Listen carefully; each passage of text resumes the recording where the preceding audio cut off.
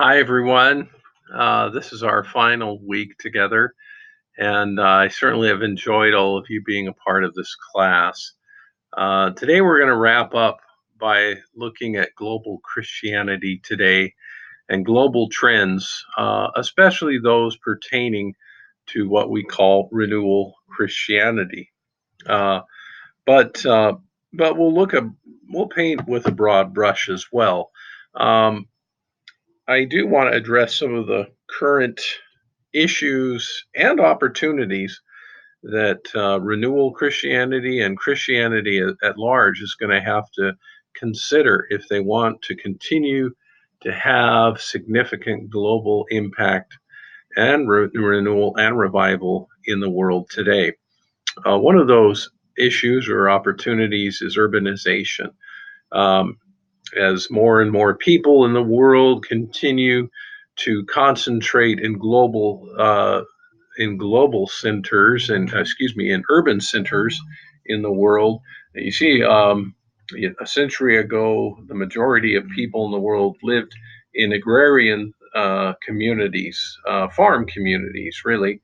And that has remarkably changed in the last century and continues to shift. We have to think about effective ways we can build and grow Christianity and Christian communities in urban centers. A trend for a while in Christian churches was to move towards the suburbs and urban areas, but that's not the way our population is trending. And even as we look at where more and more millennials today and even Gen Z people tend to want to live more in urban centers rather than in suburbs or in rural areas, that's something we have to recognize. Another trend has been globalization of our economy, our society, and our culture, and how everything is interconnected. And that's really important when we think about both the potential opportunities and challenges that we might have as Christian communities. Global communication through radio, television, internet, and social networking. Uh, Churches today have to recognize that it's rare to find a church anymore that doesn't have a Facebook page, that doesn't have an Instagram account, that doesn't have a website of its own. If you don't, it's to your own peril. And but churches have been very creative in how they can expand their influence not only locally but regionally and globally through social networking, through broadcasting their podcasts on the internet. They can reach thousands, tens of thousands more people through that. And it's kind of interesting. I've talked to pastors that do regular podcasts, even relatively small churches, maybe churches of only 100 or 200 people that do regular weekly podcasts, and they have thousands of people watching those podcasts throughout the world. Religious pluralism is a challenge, even more so in North America and our society in the US, because we live in a society that is while still a majority of people in the United States identify themselves with Christianity, it's becoming less and less significant of a majority, and that's a concerning trend. How do we interact, and how do we still become salt and light in a religious pluralistic society? The growth of religious cults in the world today has been of a significant concern for decades now, but it continues to be a concern. Islam, its growth and its influence in the world today is of concern. Many estimates suggest that Islam may eventually overtake Christianity as the largest religion in the world. I hope not. I but there are some trends that suggest that. Fortunately, even though some have stated that Islam is the largest religion in the world already, that's really not true. Christianity is still almost twice as large as Islam is. Islam represents about somewhere between 1.3 and 1.6 billion people in the world.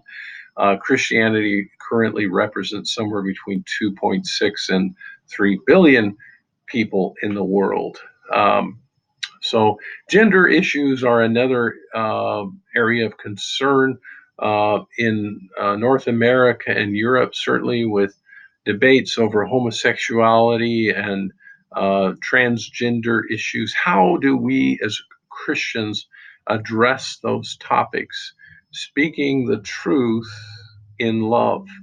How do we do that? How do we remain salt and light and yet still compellingly appeal to those lost and those who are confused, those who are trapped in a homosexual lifestyle, but also those who are confused about their own gender? And what do we say to someone who has had a sex change, who comes to our church and attends our church? How do we accept them? How do we interact with them as Christians? And it's important to ask those significant questions. Now, as we look at Christianity today, we do have to rethink the way we do church. This really became apparent back in the 1960s when a Christian leader named Chuck Smith, who not too long ago, a few years ago, passed away, he started Calvary Chapel churches.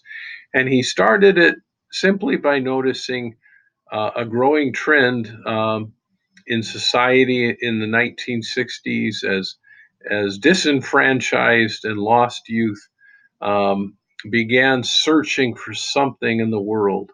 And he felt a burden for them, and he helped found the Jesus People movement of the late 1960s that became enormously popular. But people had to rethink the way they did church to be willing to accept hippies in their churches.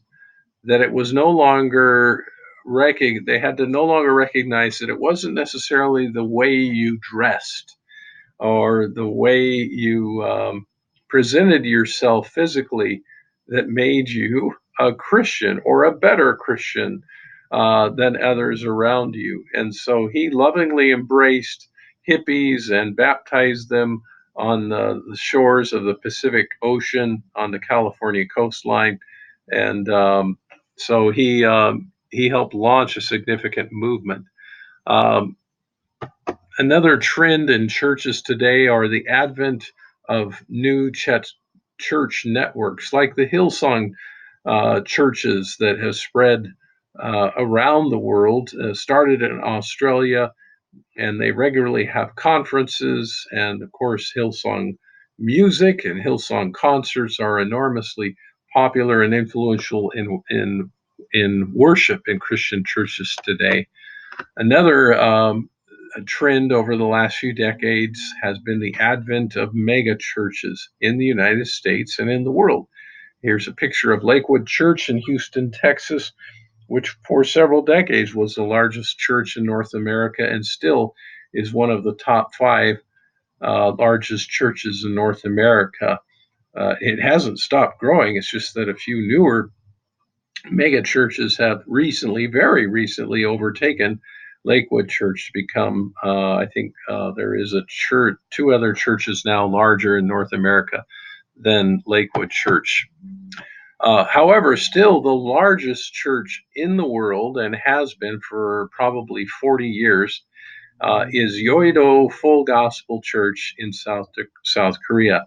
Now, South Korea is full of mega churches. In Seoul, South Korea, you not only have the largest church in the world, you have the two or three largest Presbyterian churches in the world. I think each of them have more than 100,000 people in them, and Yoido Full Gospel Church still, I think, has over 500,000 members. We're running out of time, so we're going to conclude our time in part two.